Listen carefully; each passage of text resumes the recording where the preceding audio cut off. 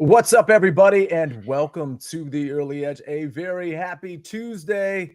We've got a lot to talk about. We got to talk about the NBA Finals. Let's recap that. But of course, we've got our official bets in soccer and Major League Baseball. We got a SportsLine play on this hockey game tonight. Let's take a look at the recap screen from yesterday. We gave a lot of the last two winning days back. We went 4-1 and 4-2, I believe, the two prior days. But again, we give it back with a 1-4 day.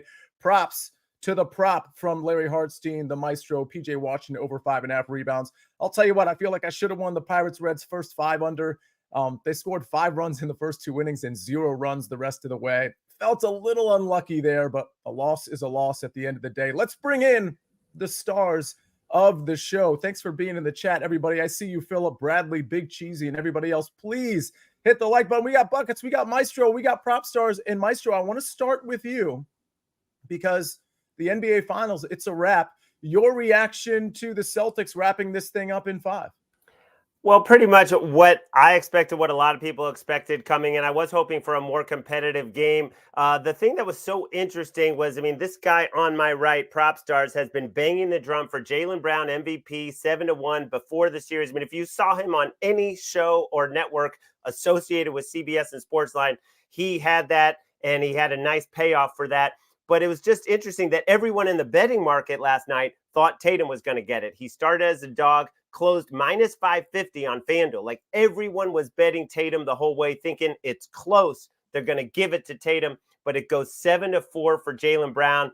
And I'm not sure why these 11 get to vote. There's no one from CBS, NBC, or Fox. It's an interesting compilation of experts that get to vote on that. But sorry, last thing. You can make a great case for either guy. I don't have an issue with Jaylen Brown winning it. Yeah, I guess that was the only thing left in controversy once this thing was a blowout, Propstarz. You were banging the drum for Jaylen Brown. And listen, I personally have been wrong a lot on these NBA Finals, especially once we got to the Western Conference Finals. I liked Minnesota. When we got to the Finals, I thought Dallas could compete. I thought they could potentially win. I liked the number on Dallas. But I've always said that I like Jaylen Brown more than Jason Tatum in terms of their all-around game. But just as a side note, the Jason Tatum trying to recreate the KG thing with "we did it" seems super manufactured and forced. That's just me, perhaps. But Propstarz, let me ask you this. Jaylen Brown, he won the MVP. You were right on that. Can you maybe educate people why he ended up being the MVP? Because Larry's right. The betting market was all over Jason Tatum because he was putting up so many points. It almost looked like he was going for the MVP, and that market shifted so dramatically. But you were not surprised that Jaylen Brown ended up with the MVP in spite of that betting market shift. Yeah, it was fascinating race, Sia, and good morning to everyone, by the way. Larry, Buckets, great to be here. Hello, chat. Hope everyone's doing great today. But yeah, I felt going into Game 5, the real drama was who was going to ultimately win the MVP versus I kind of felt like the outcome was a bit predetermined, and I felt that, ultimately Boston would prevail. But yeah, it was fascinating. I actually thought there was some value heading into Game 5 on betting Jason Tatum. I actually opened a small position to hedge a little bit because I had heavily invested in Jaylen Brown at plus 700, 7-1 odds at the beginning or the onset of the series, and I thought Tatum had some value around plus 250 heading into Game 5. But ultimately, I think this award was won for a couple of reasons. First and foremost, Jaylen Brown has been playing fantastic basketball, and this was not just something that manifested itself at the onset of the finals. He's been playing great all season, but particularly down the stretch since the All-Star break, averaging close to 30 points per game, tremendous efficiency. We've seen him make some huge strides in the fourth quarter, where historically he had really struggled. His ball handling was a big weakness of his, very turnover prone, especially in high leverage situations. He made some massive improvements. He really became a very clutch player. They looked to him down the stretch. He had some huge clutch moments throughout the playoffs, in the finals as well. And if we look at Tatum, he's a usage monster. So if we look at the counting stats, he compiles impressive numbers, but the efficiency was dismal, whereas Jaylen Brown shot over 55% for the majority of the playoffs and the finals. Tatum was having trouble shooting 40% from the field, 30% from three, despite having some impressive numbers, accruing lots of rebounds and assists. He certainly stepped up in that category and did make a fair case about comparing these two. I really felt, and I think a lot of the voters did as well. There's just Jaylen Brown was a much more efficient player in high leverage situations. You could count on him more. He was clutch, and I ultimately think that's why he won the award. Also won the Eastern Conference Finals MVP as well, in addition to the Finals MVP. Yeah, maybe the best player on that team. I would certainly argue that. All right, Buckets. We got official picks to argue about, and I see Bradley Jacobs in the chat. Of course, he's always in here dropping incredible knowledge, just like you do, Buckets. He says his best bet for Tuesday is Turkey versus Georgia, both teams to score, and I feel like that feeds in, at least in part, to your first of two picks. So let's talk about your two official picks in Euros 2024. Sia, before we jump into that, I've been waiting very patiently because you used the word unlucky. And I just had to mention that on our two losses yesterday, Belgium had the biggest upset in Euros history when they lost to Slovakia. It was a third-place team failing to score against a 48th-place team. And then Kylian Mbappe not only missed a one-on-one with the goalie, he broke his nose after that and will miss at least the next two fixtures. So some tough runs here in Euros, but we're going to keep going. And we do love Bradley's bet here. I do think both teams to score hits in this matchup, but I also think that Turkey over 1.5 team total hits at -115. My score prediction for this match was 2-1 Turkey win. So I'm here with you, Bradley. I love the both teams to score, but I think Turkey are going to be a bit fired up here. And I think Turkey have the talent to get a full 3 points out of this matchup against Georgia here. Turkey have the likes of Arda Güler, who we've seen play for Real Madrid. They've got players like, very hard to pronounce players to say, but Arktagoglu and Yilmaz and Yildiz, who have been incredible lately in scoring goals. These are two very free-flowing teams. These are two very offensive teams and two teams that need to make a big statement in their first match. So Bradley, I'm with you on BTTS, but I'm rocking the Turkey 1.5 team total as well in this matchup. Then for our second Euro match taking place this afternoon, where we have Portugal and we have Czech Republic, there's where I'm taking the Buckets classic of both teams to score. This is Ronaldo's last Euros. So if you want to bet Ronaldo goals, shots, if you want to have him to have 30 shots in this game, that makes sense, and you can do that. But Czech Republic is sneaky. I actually did a SportsLine article for this matchup where I went in depth into how good Czech Republic is, specifically at scoring a single goal. This is a team that likes to score one and then try to park the bus, but you can't really park the bus against this Portugal roster. Give me both teams to score here in a matchup that, again, I think we see a lot of goals, with Portugal probably winning this one 2-1, 3-1, maybe even 4-1 if you want to get very crazy with it. All right. Love the picks. Love all the interaction in the chat. Love that you and Bradley seem to be pretty aligned. And by the way, Big Cheesy's got picks in the chat as well. I can't even go through all of them. There's so many. I see Varsho over 1.5 total bases. I know you like the over in that Yankees-Orioles game. We're going to get to some baseball. Hello, Bitsy, by the way. Philip, David, Talk. Thanks for being in here. Please hit the like button if you haven't already. All right, let's move, Buckets. We're going to move from soccer to hockey. We've got the NHL, which also might be decided tonight with the Florida Panthers and, of course, the Edmonton Oilers. We've got SportsLine's got the Florida Panthers money line -135. I can't say I hate this. Florida leading 3-1. Now they get to go back home, close this thing out. They better, because hockey can be very quirky. And if you lose this one, it gets kind of dicey at Edmonton, where you just lost 8-1. I think this is the time for the Panthers and the Florida fans to celebrate an NHL Stanley Cup. And by the way, I'm going to track my by the ways today, by the way. That second one doesn't count because I'm talking about what I'm going to do with them. If I say more than 3 by the ways, that one doesn't count either. You guys hold me accountable. I'm trying to limit the by the ways. But we do have a BetMGM promo, and it's NHL Stanley Cup related. BetMGM has an NHL odds boost for every game day to sweeten the pot. BetMGM customers will receive a 50% odds boost token for any NHL bet on Stanley Cup final game days. Must be minimum odds of -300 or greater. Log into the BetMGM app for offer details. That same promo we had for the NBA yesterday, well, we got it for the NHL today. And if the Florida Panthers lose, I'm guessing we'll probably have it for Game 6 as well. Go to BetMGM right now. Check it out. Larry, did you have something? Yeah, MGM just opened over 2.5, by the way, is at -280. Wow. Okay. Love that. Let's Propstarz, we got to get to your picks. We got to get to some more Major League Baseball. But before we do that, let's hear a message from our partners.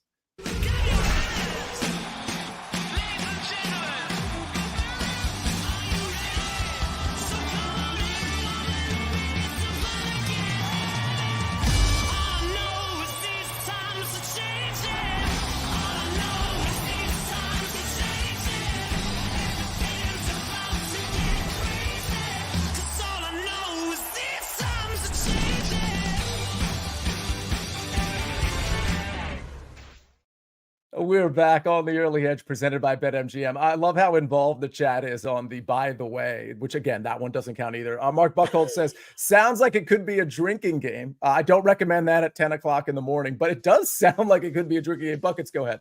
See, I'm not one to sit here and usually say that things are rigged or the sports books are out to get us, but you have said, by the way, 8 times and have said that 6 of those does not count.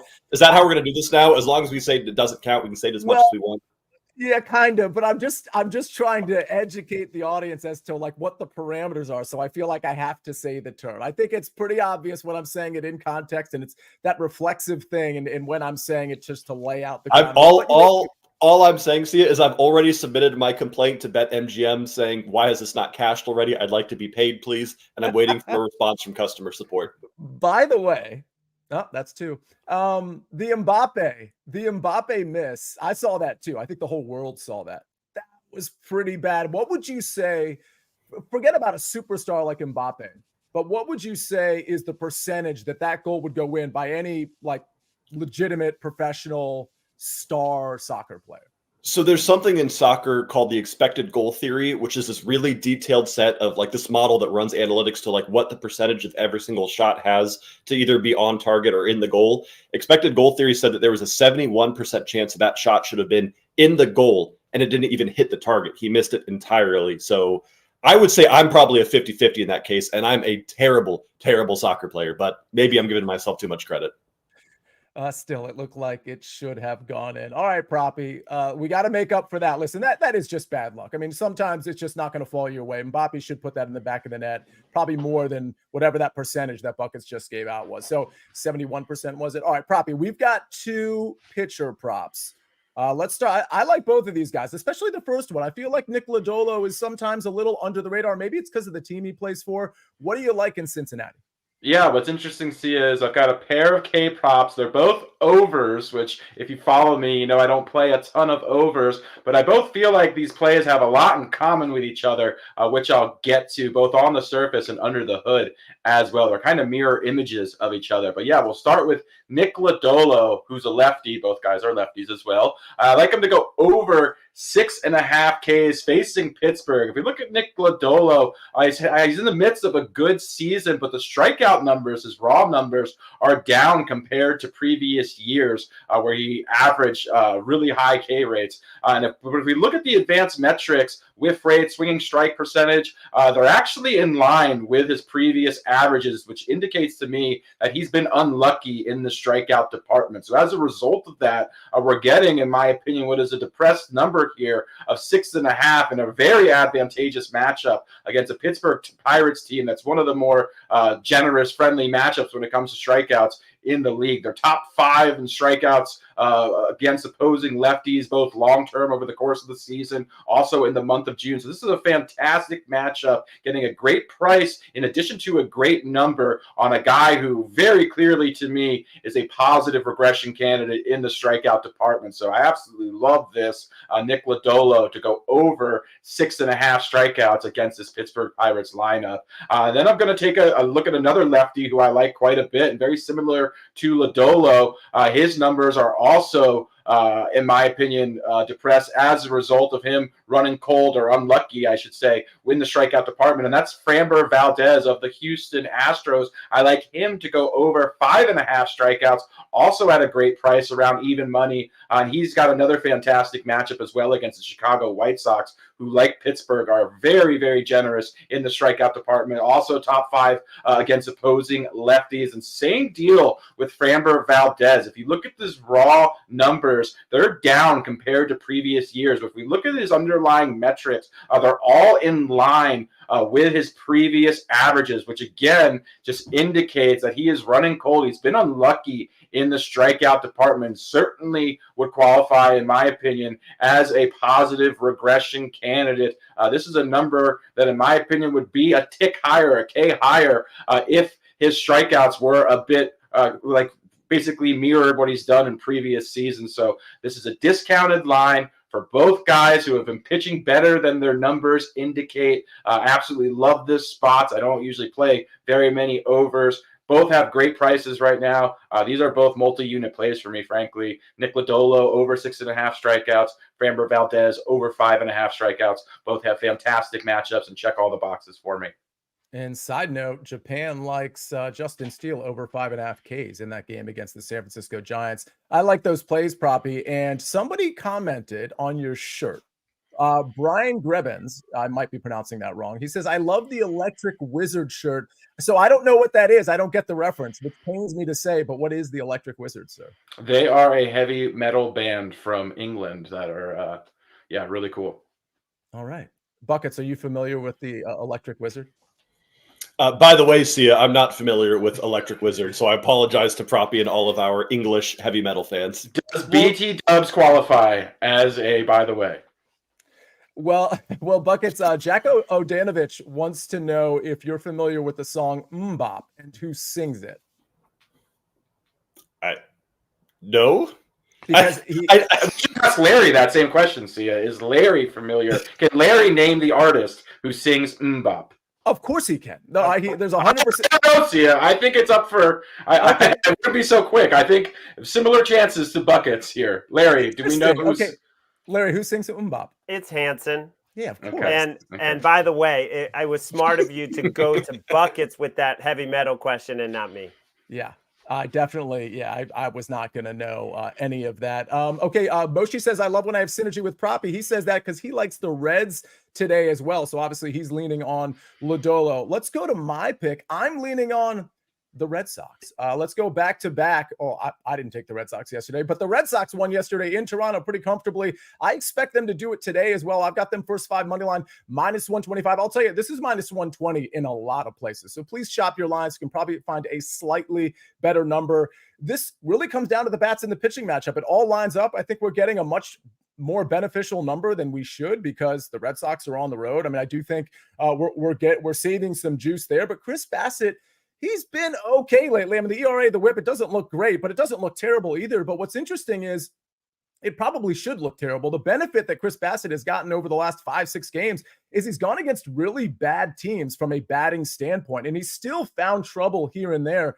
Now he faces a Red Sox team that has been really hot, especially hot against righties in recent history. I'm talking like the last 10 to 20 days. The Red Sox have been on fire against righties. I think this is a really problematic matchup for Bassett. I think he's going to walk a lot of batters. I think he's going to give up a lot of hits. Really like the Red Sox bats here. And then Tanner Houck on the other side for the Red Sox. He's been very good. I mean, you look at all the advanced metrics, he's been very, very solid, and these Toronto bats are not hitting. So again, I'm really trying to expose Chris Bassett here because I think he's going to have a problem against these Red Sox bats. But I also think Tanner Houck is going to have a very good, solid game. So give me the first five money line here. I think this is just the only play you can make on this game is taking the Red Sox and taking Chris Bassett to get exposed against this team that is really, really hitting well. And by the way, that's 3. Tonight at 7 o'clock, the early wedge. Don't forget about that because, listen, we just came off the U.S. Open, and I transition here because I just gave out my pick. There's going to be a lot more picks tonight with me, Eric Cohen. By the way, Eric Cohen hit the outright on Bryson DeChambeau. That's 4, by the way, ladies and gentlemen. He hit the outright on Bryson DeChambeau last week. Patrick McDonald, of course, is on that show. The Travelers is a big tournament. It's a signature event. All the big players outside of Rory and a couple of other guys are going to be playing in this one. So make sure you tune in tonight, 7 p.m. for the Travelers Championship. All right, we move on from my Red Sox first five and the early wedge promo. Larry, you finally get the floor. A team that has talked about a lot on this show, and we're mostly backing them. You are as well. Yeah, it's the Royals in Oakland tonight against the A's, who have lost 9 straight. They have lefty Hogan Harris on the mound, and I know Proppy agrees with me that this guy is due for some negative regression with the 2.49 actual ERA and a 4.59 expected ERA, facing a Royals lineup that hits lefties pretty well with the 734 OPS. And the A's come in with a 579 OPS over the last 2 weeks. And you just look at these two teams. I mean, they're separated by 150 runs in run differential. The Royals are 9 games over 500 against the 8th toughest schedule. They just had to play the Yankees and Dodgers 7 straight times. And now you get to face Oakland, who they swept just a month ago in Kansas City, outscoring them 19-9. I'm going to play the Royals. I think the price is a little bit cheap. Okay. I think the price is a little bit cheap as well. Reed Phillips says, My 7-year-old daughter loves Mbop and can sing it. Okay. By the way, that's 5. Shoot, I really do say that too much. One of the Hanson brothers is named Zach. So he's on my top 10 list of favorite Zachs, but he's not inside the top 5. Before we get to the recap screen, Proppy, Bitsy asks a question that no one else has ever asked, which is actually shocking to me because it's been 4 years, maybe 5, that we've known you, probably 4, as Little Geppetto. And she asks, can Little Geppetto, she spelled it wrong, but Geppetto nonetheless, drop a verse? Is there a line from a Little Geppetto track that just speaks to you that you can drop, or should we save that for another time? You got to go through the database. That's going to be like a Super Bowl extravaganza. That day will come, by the way, but I do feel that we will need to lead into that, and there will be a lot on the line. So that's one of those high leverage situations that, we need to prepare for, but it will happen. I assure everyone of that. It will happen. If you can work a Little Geppetto line into like a take, into like giving out a bet, that would be so epic. Some home run props in the chat. Altuve plus 375 week. We have no home run props today. We'll have them later in the week as well. And don't forget, there's a BetMGM promo that we have on Fridays that we show up. We show on Fridays. That's a weekend kind of deal. So show up on Friday. You'll get a chance to see that promo yet again, and also some home run props, not just from our cappers, but from our SportsLine model, which you are going to want to see. All right, we're going to want to see the recap screen. Let's take a look at it right now. Buckets, Turkey team total over 1.5, minus 115. In Portugal, Czech Republic, both teams to score minus 110. I've got the Red Sox on the road. First 5 money line, minus 125. It's minus 120 in a lot of places. Get the right number. Propstarz Nick Lodolo over 6.5 Ks at minus 102. Framber Valdez over 5.5 Ks, minus 110. Larry, the Maestro, Royals money line, minus 134. And we're going to the NHL with our SportsLine pick. The Panthers close it out. Panthers money line, minus 135. The chat has said it all. Big Cheesy says, good luck today, fam. Bradley Jacobs says, good luck today as well. Ladies and gentlemen, let's have some luck. Let's bounce back from yesterday. Again, we had this is going to be the dog days of summer. We're going to have some shaky days. We're going to have some great days. We had 2 great days in a row, and we had a shaky day. So hopefully we can rebound from that on this Tuesday. Let's do it right here, right now on The Early Edge. We'll see you tomorrow. By the way, on The Early Edge, that's 5. I did that one on purpose. Thank you, everybody, for being in the chat. On behalf of Jake the Snake on the 1s and 2s, 3s and 4s, the Maestro, Buckets, Propstarz, and every single person in the chat. I am the Counselor of Cash. This is The Early Edge. We rest our case.